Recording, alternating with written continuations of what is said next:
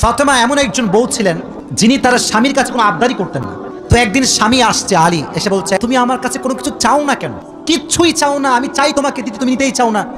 আজকে তুমি এমন একটা কিছু চাইবা যেটা খাওয়ার জিনিস হবে, আমি তোমাকে নিয়ে এসে খাওয়াবো। তো আলী আজকে নাসরবান্দা, না আমি খাওয়াই ছাড়বো আজকে, বলো কি খাবা।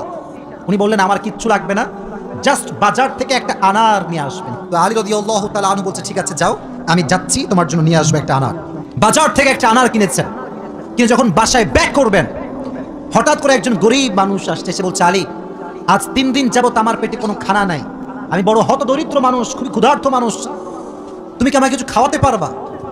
আলী রাদিয়াল্লাহু তাআলা আনহু এতটা দান করার মেন্টালিটি ছিল, এতটা ভালো মানুষ ছিলেন, বইয়ের কথা ভুলে গিয়েছেন, ওই আনারটাও আল্লাহর রাস্তায় দান করে দিয়েছেন। তো যখন দান করে দিয়েছেন, হঠাৎ করে মাথায় আসছে, তো কার জন্য ছিল?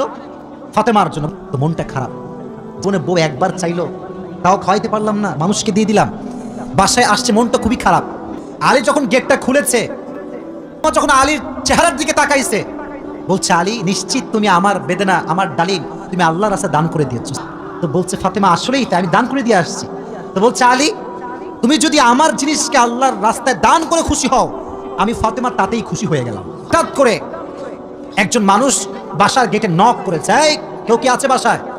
গেট খুলেছে, তো দেখছে গেটের বাইরে দাঁড়িয়ে আছে একজন সাহাবী, তার নাম হচ্ছে সালমান ফারসি। তার নাম বলছে, কি হয়েছে আপনার, হঠাৎ করে আপনি আমাদের বাসায় আসছেন?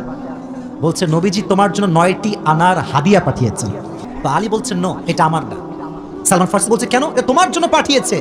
আলী বলছে, ভালো করে চেক করো, এটা আমার জন্য হতে পারে না। বলছে, কেন?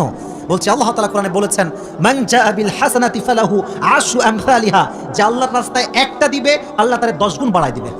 তো 9টা হবে না, আমার হবে কয়টা?